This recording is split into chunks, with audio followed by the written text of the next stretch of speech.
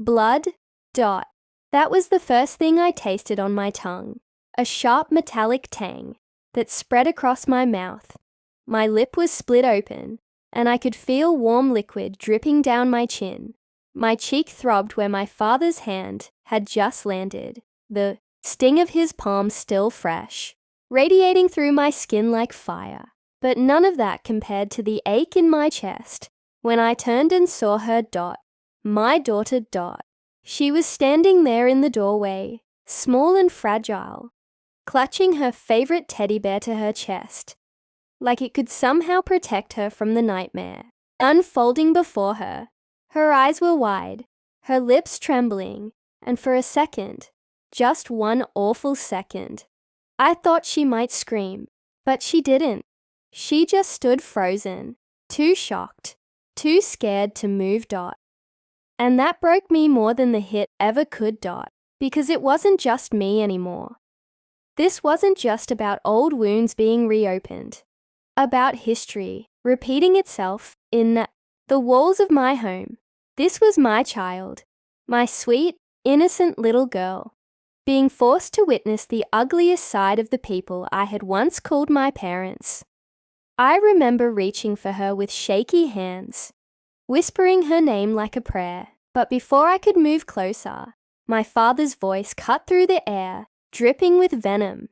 "You never learn, do you?" he spat. His words slurred from the alcohol I'd begged him not to touch. Always mouthing off, always thinking you're better than us.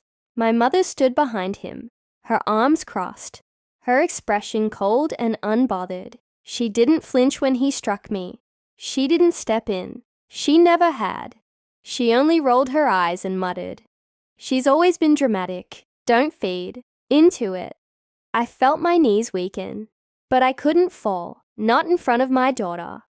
Not when her entire sense of safety was hanging in the balance. I forced myself to straighten, to lock eyes with her, to silently promise that no matter how much it hurt, I would protect her. Dot.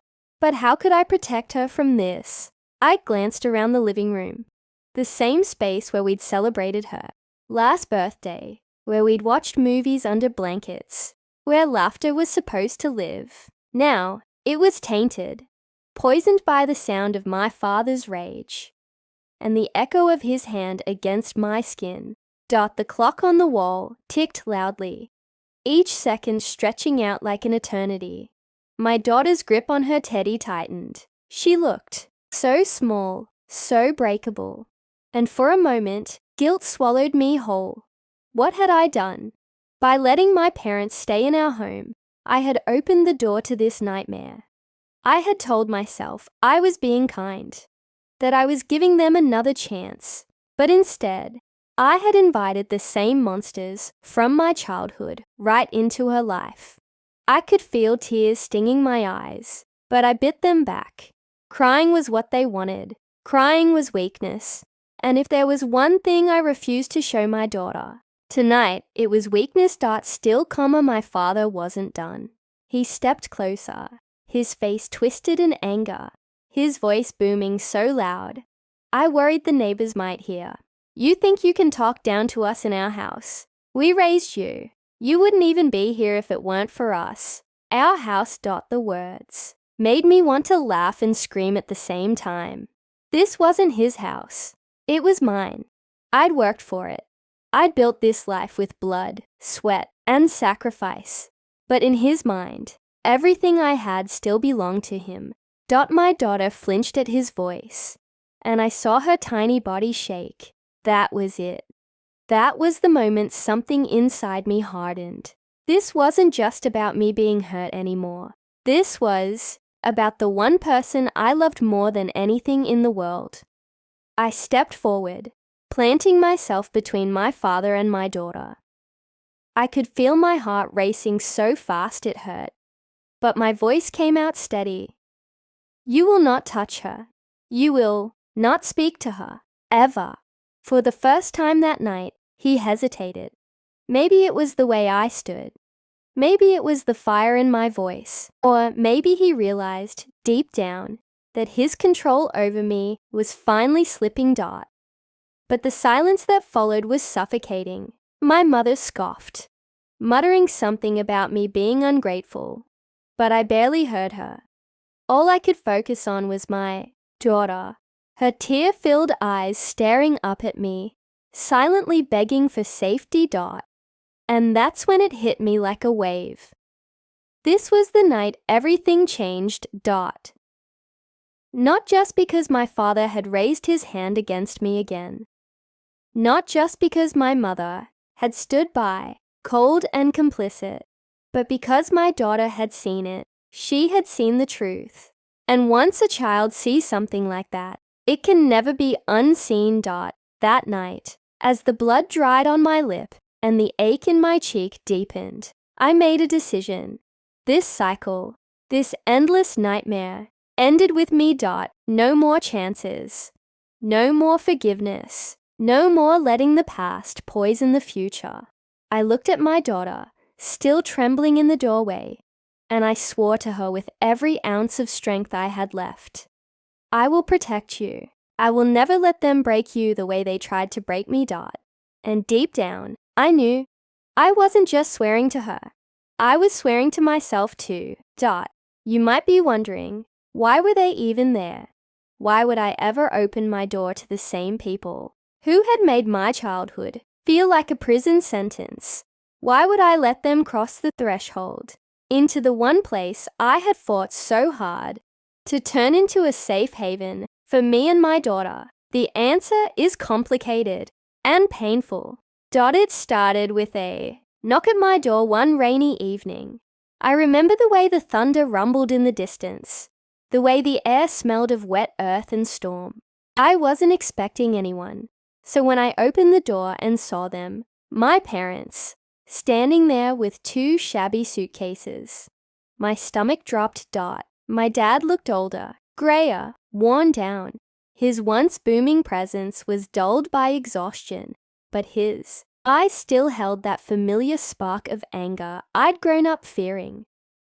My mom clutched her purse tightly to her chest, her lips pursed in that judgmental way she always had, like she was already unimpressed with my doorway, my welcome mat, my very existence. We need a place to stay, my father said flatly. No hello, no how have you been, just a demand disguised as a statement. My daughter peeked out from behind my legs, curious about the strangers who had shown up at our door. She didn't know them as the people who'd yelled at me, belittled me, and left scars that ran far, deeper than the ones on my skin. To her, they were just 2 tired, older people with suitcases.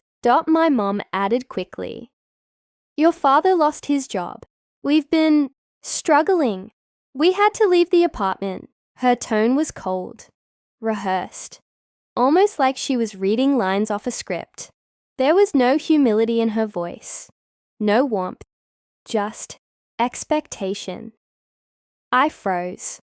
On one hand, every instinct screamed at me to slam the door. I remembered the endless nights as a child when I'd cried myself to sleep because of their cruelty, the way my father's rage could fill a room like smoke, choking the air out of my lungs, the way my mother would watch, arms crossed, eyes narrowed, blaming me for provoking him. But on the other hand, they were my parents, the people who had given me life, and now, standing on my doorstep, they looked almost fragile, desperate. And that's the problem with trauma.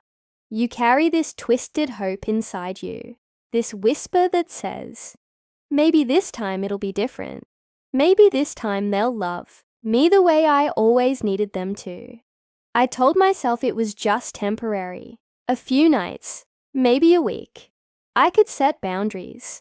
I could control the situation this time.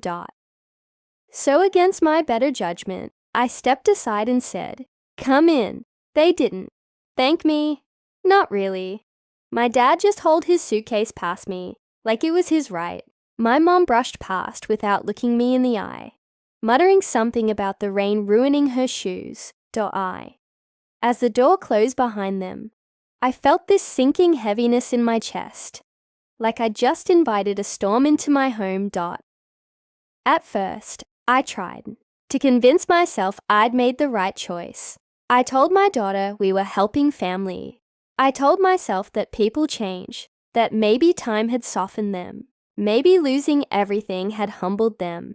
But deep down, I already knew the truth. The very first night, I caught my dad rifling through my fridge, grumbling that I never bought the right food. My mom looked around my living room with a smirk, commenting on how cheap my furniture looked, even though I'd worked years to afford it. It was like stepping back in time, back into that suffocating role of the child who was never good enough, no matter what she did. And yet, I still held on to hope that maybe, just maybe, they would treat my daughter differently than they treated me. Hope that they'd see her innocence and love her the way they never loved me. That hope didn't last long. My father's voice grew sharper each day, his drinking heavier. My mother's criticisms turned from my cooking to my parenting, telling me I was too soft with my daughter, that I was raising her to be weak. Each jab cut deeper, because now it wasn't just about me anymore. It was about my child.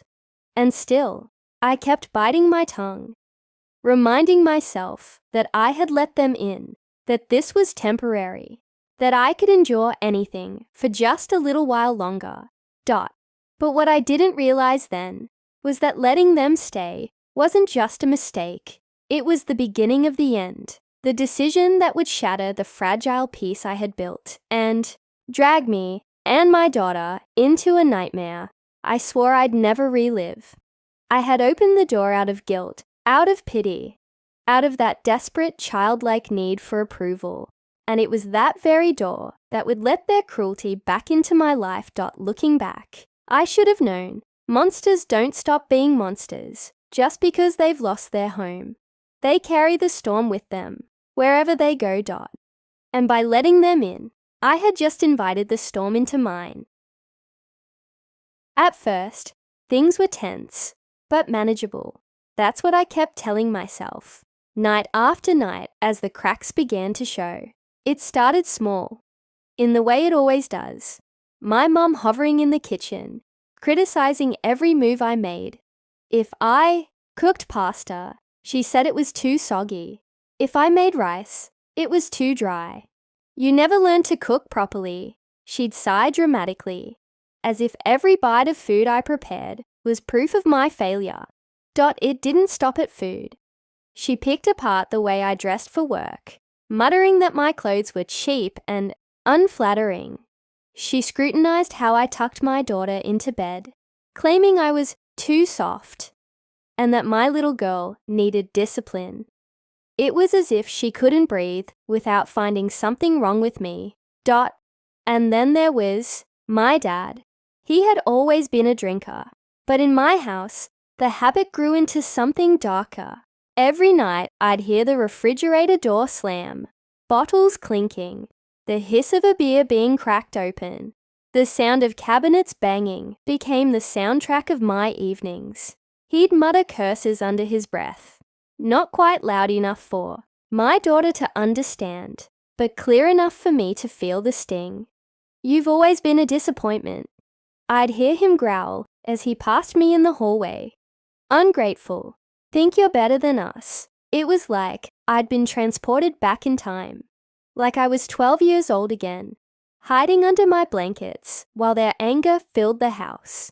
The same pit in my stomach returned, the same fear that never quite leaves you when you grow up walking on eggshells. But here's the thing, I wasn't that little girl anymore. I was a grown woman. I was a mother, and every insult, every slammed door, every glare wasn't just hurting me now.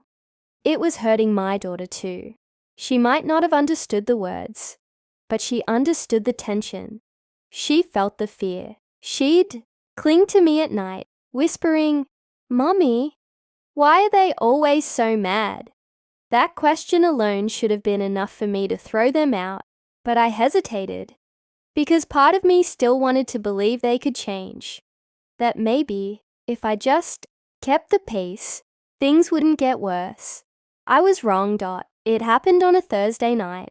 I had just come home from work, tired, but trying to hold it together for my daughter. Dinner was almost ready when my father stumbled into the kitchen, already drunk. He grabbed a plate from the counter and inspected it like a critic on a mission. "This," he barked, his words slurred. "This is what you feed us? Garbage." My mother, standing behind him, smirked. She's always been useless in the kitchen. I tried to stay calm. "If you don't like it, you don't have to eat," I said quietly, focusing on stirring the pot in front of me. But that set him off. His face twisted in rage. And before I could move, he slammed his hand against the counter, rattling the dishes. "Don't you talk back to me in my house," he roared. His house. Always his house. Even though he had contributed nothing but chaos since the moment he walked through my door. I turned to him then, my voice shaking but firm. "This isn't your house. It's mine. And you will not talk to me that way in front of my daughter." The words hung in the air like a challenge. For a split second, I thought maybe he'd back down. Maybe the shock of me standing up to him would silence him. But instead, he stepped forward. His hand shot out, fast and unrestrained, striking me across the face. The force sent me stumbling into the counter, pain exploding through my cheek. The sound of it echoed through the kitchen. But worse than the sting, worse than the taste of blood on my lip, was the sharp intake of breath I heard behind me. I turned, and there she was, my daughter, standing in the doorway with her teddy bear clutched to her chest. Her eyes wide with fear. She had seen it. She had seen everything. In that moment, time froze. I wasn't just reliving my childhood trauma. I was passing it on to her, and that realization cut deeper than any slap ever could. I wanted to cry, to collapse, but I couldn't. Not with her watching. I forced myself to stand taller, even as my cheek throbbed. I locked eyes with my daughter, trying to silently promise her that I would protect her, that I would never let this become her normal. But deep down, I knew something had shifted. The old wounds from my past had split open again. But this time, they weren't mine alone. They had scarred her too. And that was the night I stopped pretending things were manageable. That was the night I realized my parents hadn't just brought their baggage into my home. They had brought the same violence, the same poison, the same cycle.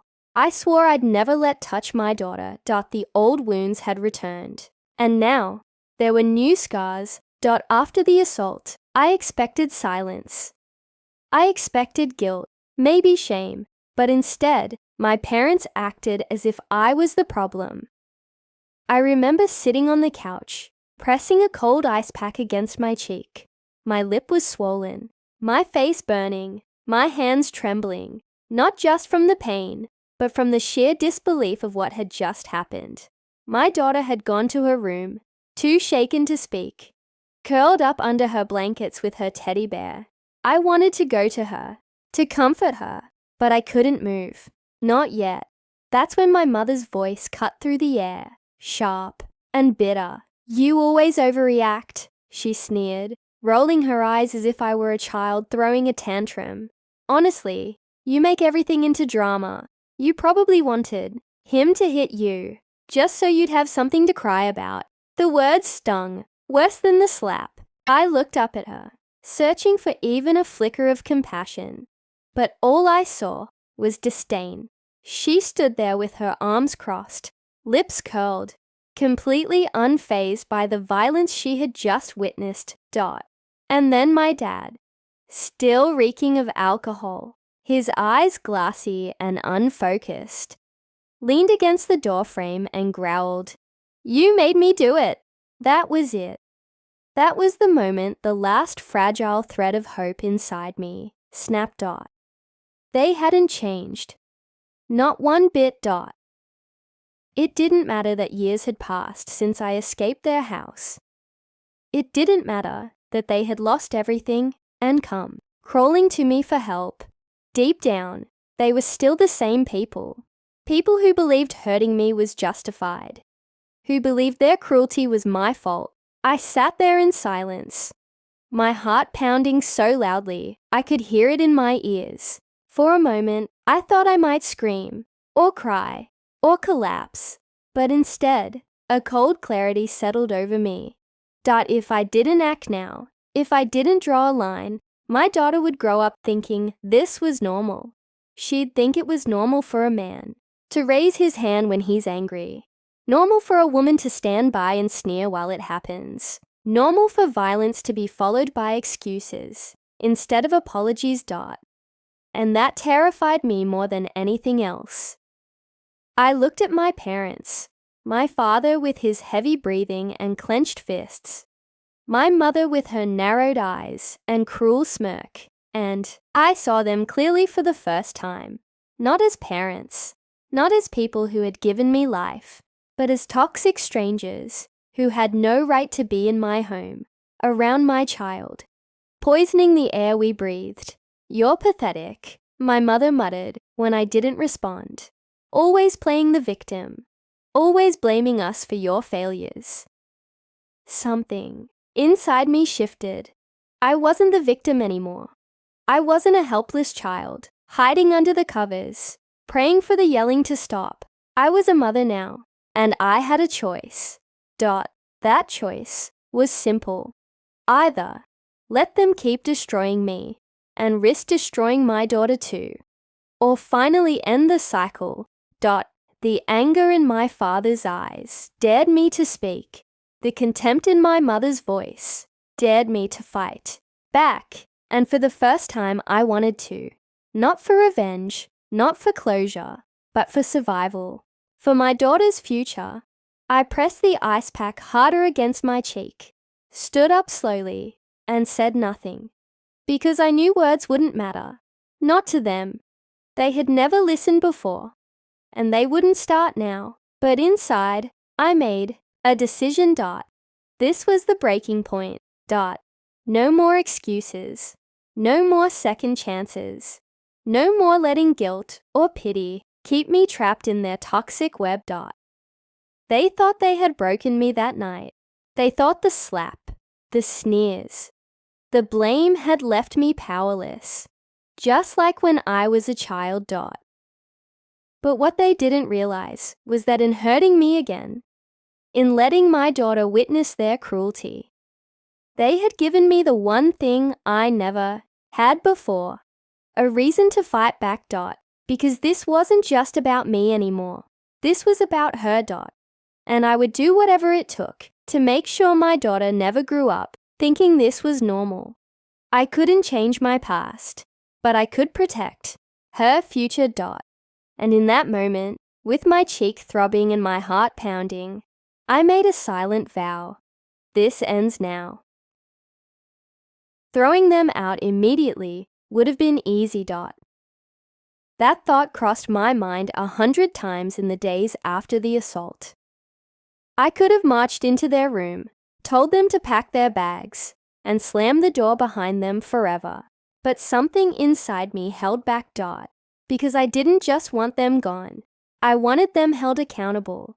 I wanted them to feel what it was like to have their lives collapse around them, the way they had collapsed mine.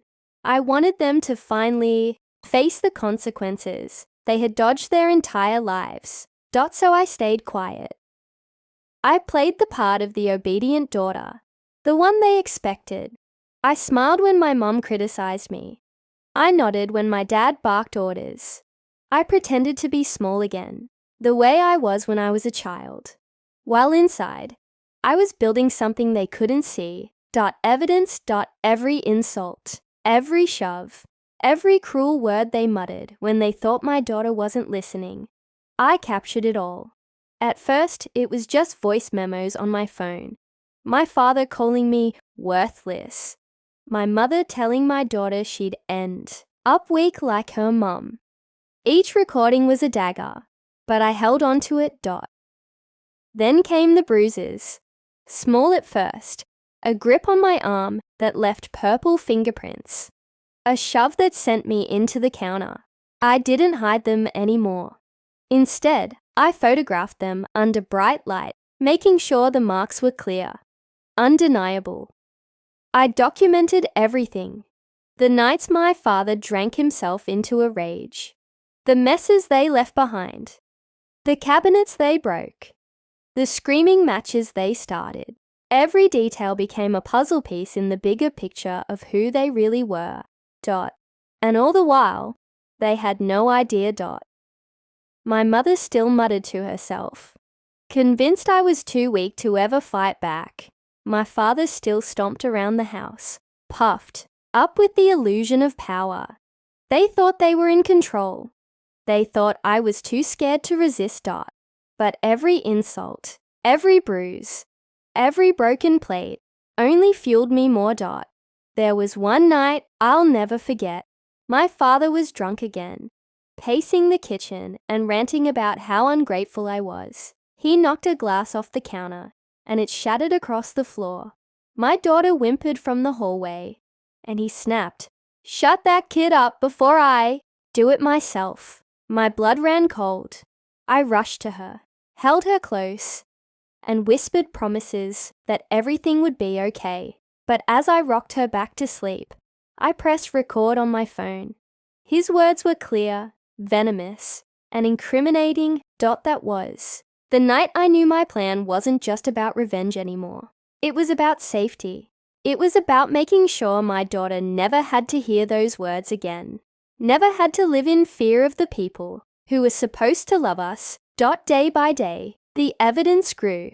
A hidden folder on my phone filled with recordings, an album of photos that told the story my parents would never admit. Notes I wrote down after every incident, dates, times, what was said, what was done. It was exhausting, living a double life. On the surface, I was quiet, compliant. Inside, I was documenting every move, turning their cruelty into weapons they wouldn't see coming. Sometimes, I caught my reflection in the mirror and barely recognized myself. Not the scared girl who had once hidden from them. Not the beaten down woman who had let them back into her life, but someone sharper, stronger. Someone who was planning not just survival, but victory. And the more I built my case, the more I felt the fear start to shift. For the first time, it wasn't me who was powerless. It was them. They were digging their own grave with every word, every shove, every sneer. They just didn't know it yet. My daughter started to notice too. "Mommy, why are you always on your phone?" she asked one night, tilting her head with curiosity. I hugged her tightly and whispered, "Because I'm making sure we're safe." And I meant it. I wasn't just collecting evidence. I was building our way out. Slowly, but surely, the pieces were coming together. And when the time was right, I would use them all. This wasn't just survival anymore. This was war. It happened on a Tuesday night, after yet another fight that left me shaking with anger and exhaustion. My father had been ranting about the disrespect he got in my home. My mother chimed in with her usual sneers, telling me I was lucky. They were even staying under my roof. But this time, instead of crying or arguing, I stayed calm. I looked them both in the eyes and said, very evenly, "Tomorrow, we're having a family meeting. Be ready." For a moment, they stared at me in stunned silence, then burst out laughing. "A family meeting?" My mom scoffed, waving her hand dismissively. "What are we, in kindergarten?" My dad smirked, leaning back in his chair with a beer in his hand. "You think you're running things around here? Cute." I didn't argue. I just repeated, "Be ready," and walked away. They thought I was bluffing. They thought I was still the powerless little girl they had trained to stay silent. But what they didn't know was that the game had already shifted. I wasn't walking into that meeting unarmed. I had every weapon I needed. On my phone, in my notebook, on my camera roll. The next night, I set the stage. I made sure the dining table was cleared, the chairs pulled up close, the lights on bright. My daughter sat beside me, her small hand in mine, her eyes wide but brave. I had debated whether to let her stay for this, but in the end, I knew she needed to see it. She needed to see me stand up to them, to see the truth laid bare. When my parents sauntered in, they looked annoyed, like they were humoring me. My dad dragged his chair across the floor with a loud screech and dropped into it with a grunt. My mom sighed heavily, as if she had somewhere better to be. "All right," my dad said, smirking. "Let's hear this big meeting of yours." I didn't waste time. I opened my phone, pulled up the first recording, and pressed play. The room filled with their voices, sharp, cruel, undeniable, useless, worthless. "You'll never be anything." My father's growl echoed from the speaker. My mother's mocking laugh followed. "She always exaggerates. She always plays the victim." I watched their faces as the sound filled the room. My mum's smirk faltered. My dad shifted uncomfortably in his chair. I played another clip. This one of my father slurring. Threats late at night. "Shut that kid up before I do it myself." His voice boomed from the phone. My daughter flinched at the memory, but she gripped my hand tighter. Their skin went pale. For once, they had no quick comebacks, no excuses ready to roll off their tongues. I didn't stop. I played clip after clip, each one another nail in the coffin. Insults, screams, threats, the sound of things breaking, my mother's laughter, my father's rage. It was all there, raw and undeniable. When the last recording ended, silence swallowed the room. My parents stared at me, their faces drained of color. My father's jaw worked like he was searching for words, but none came. My mother opened her mouth, then shut it again. I leaned forward, my voice steady. "This is who you are. Not just in my memories, not just in my childhood. This is who you are today. And now I have proof." For once, they were the ones on the defensive. For once, they were the ones squirming under the weight of their own actions. My daughter looked at me with wide eyes, and I could see the flicker of pride there. She wasn't just watching her mother survive. She was watching her mother fight back. "You think you can ruin us with some recordings?" My mom finally snapped, her voice shaky. "No one will believe you. Families fight. This doesn't mean anything." I met her gaze coldly. "Maybe one recording could be brushed off, but I have dozens. I have photos. I have dates, times, witnesses. This isn't just a fight. This is a pattern you can't deny anymore." The silence that followed was thick, suffocating. My parents looked at each other, their usual united front cracking under the weight of reality.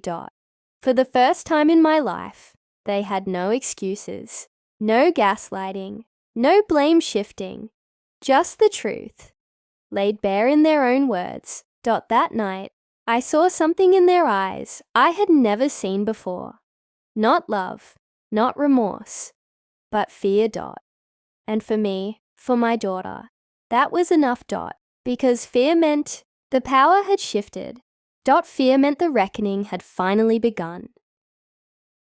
The night of the confrontation was only the beginning. I knew exposing them in front of my daughter wasn't enough. My parents had lived their entire lives avoiding consequences, always twisting the narrative, always convincing people they were the victims. Not this time. This time, I had proof, and I was going to use it. The very next morning, while they sulked in their room, whispering angrily behind closed doors, I sat at the kitchen table with my laptop and phone. My hands trembled as I worked, but not from fear, from determination. I carefully organized everything. The recordings, the photos of bruises, the dates I had logged in my notebook. I started with family. My mother's sister, Aunt Clara, was the only relative who had ever shown me kindness. Growing up, she'd slip me extra food when she visited, or whisper that I deserved better. But she had never stood up to my parents directly. She was too afraid, too beaten down by their manipulation. I drafted an email with the subject line, "The truth about my parents." Then I attached everything, the audio files, the photos, the written timeline. I hesitated before hitting send, wondering if I was betraying some unspoken rule of family loyalty. But then I remembered the blood on my lip, the fear in my daughter's eyes, and I pressed the button. Minutes later, Clara called me, her voice shaking with anger. "I knew they weren't good to you," she said. "But this is unforgivable. I'm so sorry you went through this. And I promise, you're not alone anymore." That was the first domino. Next comma. I went to the police. Filing that report was terrifying.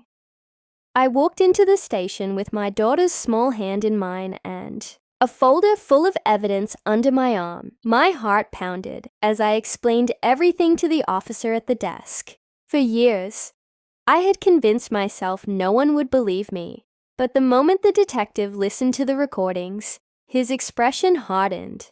"You did the right thing coming. Here," he told me.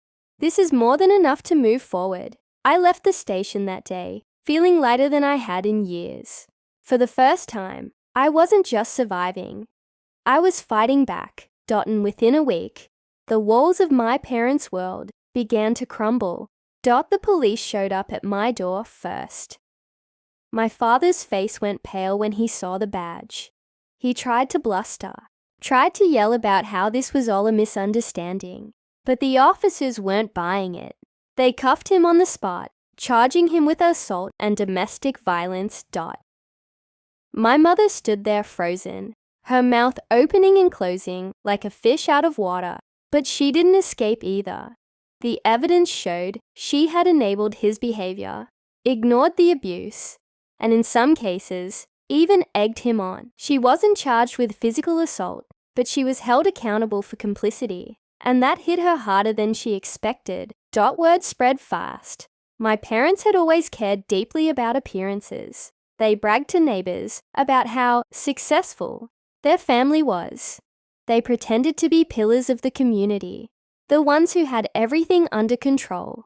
But once the truth came out, their so-called friends scattered like roaches. When the lights came on, people whispered behind their backs. Invitations stopped coming. The neighbors avoided eye contact. The worst blow came when Aunt Clara confronted them directly. She told them she wanted nothing to do with them anymore. "You had a daughter who gave you another chance," she said, her voice icy, "and you threw it away. Don't ever contact me again." For people like my parents, reputation was everything, and now they had none. They lost their last shreds of dignity, their friendships, their place in the family. My father was facing real jail time. My mother was drowning in shame and isolation. They couldn't hide behind lies anymore. And me, I watched it all happen with a strange mix of relief and grief. Relief that justice was finally being served. Grief that this was my family, that this was what it had come to. But most of all, I felt strength, because for once, they weren't in control. For once, I had taken back my voice and used it to destroy their lies, their power, and their legacy of abuse. My parents thought I was weak. They thought I would never stand up for myself. But they were wrong. This time, I didn't just survive them. I ended them. Legally, socially, and emotionally. And I did it the right way. That night, after the police had left, after the shouting and chaos had faded into silence, my house finally felt like mine again. For the first time in weeks, there was no tension in the air, no fear of what insult or outburst might come next. The only sound was the soft hum of the refrigerator and the quiet breathing of my daughter, who clung to me as if she never wanted to let go. We sat together on the couch. The same couch where so many painful moments had played out. My daughter, curled up in my lap, her little arms wrapped tightly around my waist. Her teddy bear was squished between us, its fur damp from her tears. She looked up at me with those wide, innocent eyes and whispered words that I'll carry with me for the rest of my life. "Mommy, you're so strong." My chest tightened, not from fear this time, but from something else, something I hadn't felt in a long time. Pride. Not the kind of pride that makes you arrogant, but the kind that reminds you you've survived the unthinkable and still found the courage to fight back. In that moment, I realized something important. Strength doesn't always look like what we see in movies. It doesn't always mean throwing punches or shouting back louder. Sometimes strength is quiet. Sometimes it's gathering the courage to collect evidence, to walk into a police station, to hit send on an email that could change everything. Sometimes strength is just choosing not to give up, even when you're exhausted and broken. That my parents had spent my entire life convincing me I was weak, that I was worthless, that I would never stand on my own without them. But now, the proof was undeniable, not just to the police, not just to Aunt Clara, but to the one person who mattered most. My daughter. She saw me. She saw me fight. She saw me win. And that matters more than anything. As I held her close, I thought about the cycle that could have continued if I had stayed silent. If I had allowed my parents to remain in our lives, my daughter might have grown up thinking it was normal to be belittled, hit, controlled. She might have believed that love and pain always came together. But now, she would know better. She would know that real love protects, that real love heals, that real love never hurts the way her grandparents did. I kissed the top of her head and whispered back, "No, sweetheart, we're strong." Because it wasn't just me, it was us. We had survived this together, and from here on out, we would build something better. To anyone listening to this story, I want you to know something. You never have to feel guilty for protecting yourself and your children. So many of us are taught that family is everything, that no matter what, you have to forgive and tolerate the people who hurt you, just because they share your blood. But here's the truth. Blood doesn't give anyone the right to break you. Family is not defined by who you're related to. It's defined by who loves you, who protects you, who makes you feel safe. Sometimes, the bravest thing you can do is cut ties. Sometimes, the strongest revenge isn't about screaming or seeking to hurt them back. It's about choosing peace for yourself and for the people who depend on you. My parents thought they could destroy me, just like they always had. But instead, I destroyed the hold they had over my life. I destroyed the power they thought they had. And in the end, that was the sweetest justice of all. Now, I can breathe again. I can look at my daughter and know she's safe. I can walk through my home without fear. I can plan for the future without wondering when the past will come crashing through the door. Yes, the scars are still there. Emotional ones, physical ones, memories that may never fully fade. But scars aren't signs of weakness. Scars are proof that you survived. So if you're listening to this and you're living in fear, please hear me. You're not alone. You're not crazy. And you're not weak. You're stronger than you think. And one day, when you finally break free, when you finally choose peace over chaos, you'll realize something incredible. The greatest revenge is not anger. The greatest revenge is not destruction. The greatest revenge is freedom. And now that's exactly what I have.